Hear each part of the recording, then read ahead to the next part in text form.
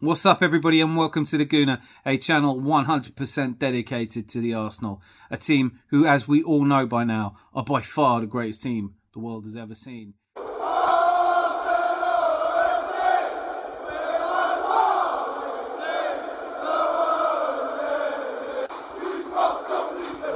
be taking a look at tomorrow's Manchester City versus Leicester City matchup at 5:30 p.m. And I've done some pretty creative thinking. After all, if you want to see the sky blue sinking, you're going to need to do some blue sky thinking. This is just the start, people. I have come up with 5 strategies I think should be considered that could make the difference between Leicester City going and basically being rolled over and potentially coming away with a draw or a win. And look, this is Leicester City. Overcoming great odds is not a problem to them. They may be a comfortable 11-1 to win tomorrow or more, but they were 5,000-1 to win the league in 2016, and they still managed to do that. So, a great thing about Premier League football is that anyone can beat anyone.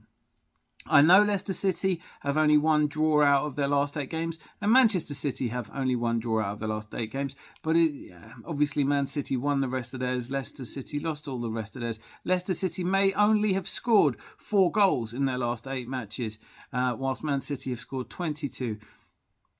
Anything is possible. Who knows? Maybe. But look, I've come up with what I think is some very creative ways in which Leicester City could somehow give themselves an advantage that they're almost certainly going to need. And Dean Smith, if you're watching, please feel free to nick any of these. These could work for you. Okay, so at number 1, occurred to me recently, does anyone really ever count how many players are on a pitch at any given time? Is it just that they take it for granted? You know, is there a head count? I've never seen anyone do it. So, conceivably, could Leicester City smuggle a 12th man onto the pitch while no one's looking? Or just at a kickoff and then maybe that extra one-man advantage, that could make all the difference.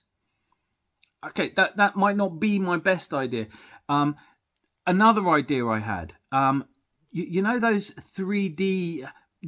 The Man City players are great at making space. You need to cut down the amount of space they play in. So those 3D patterns that you get, the visual street art that they sometimes put out that looks like, you know, you could put those on certain areas of the pitch. Of course, the City players aren't going to know that they're painted on there. They're going to think they really are, you know, wells or holes in the ground, and they're going to run around and avoid them. That limits the amount of space they can play in. Meanwhile, the City players can befuddle them even more by running through those, and therefore, you know, that could conceivably give them advantage as well. Okay, probably that might not be the best idea either, but it's certainly something worth considering. Here's a slightly less obvious one, but look, the anti-Granit Xhaka effect, I call this. As we all know, Granit Xhaka completely cost us all the game because he tackled somebody. And parenthesis, I don't think that. I'm being ironic.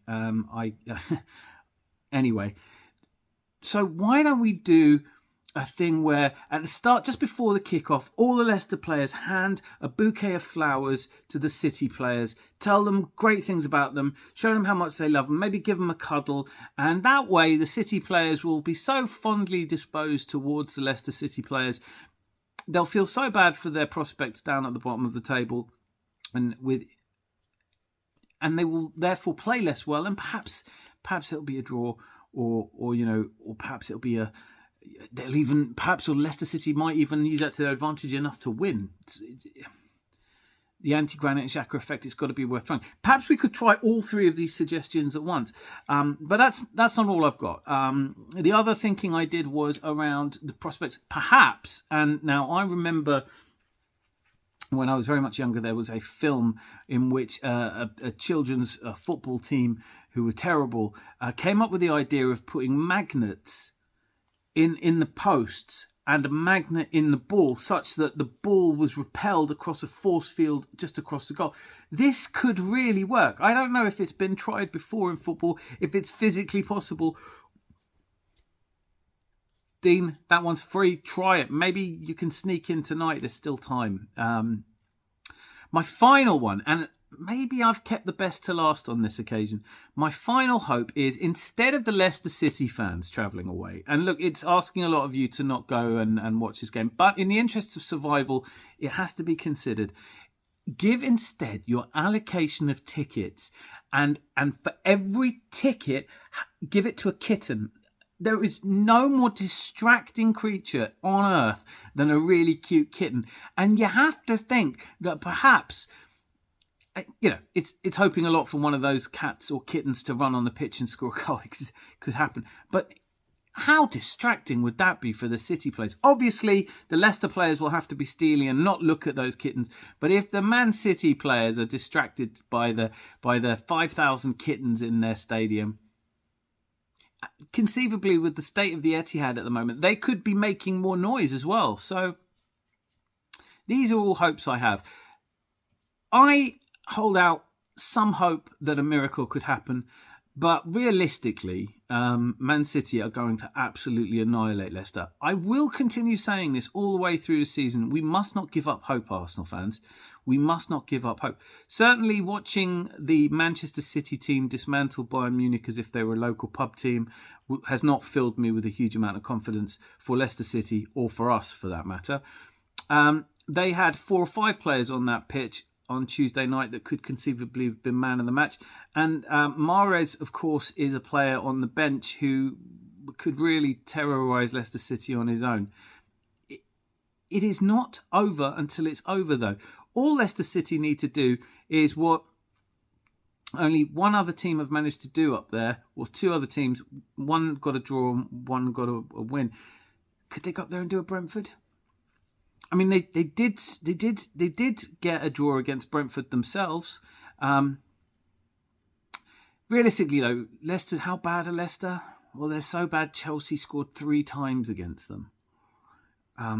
Really, taking 1 point out of a possible 24 is pretty shocking. They are looking doomed. But Dean Smith's in charge now. New manager bounce? We can only hope. Anyway, that's enough from me. As I said, 5 strategies. I'd love to hear if you have any better ideas. They're the best I could come up with. And as I said, Dean Smith, you're more than welcome to them. And Dean and the boys at Leicester, be lucky. See you all soon. Lots of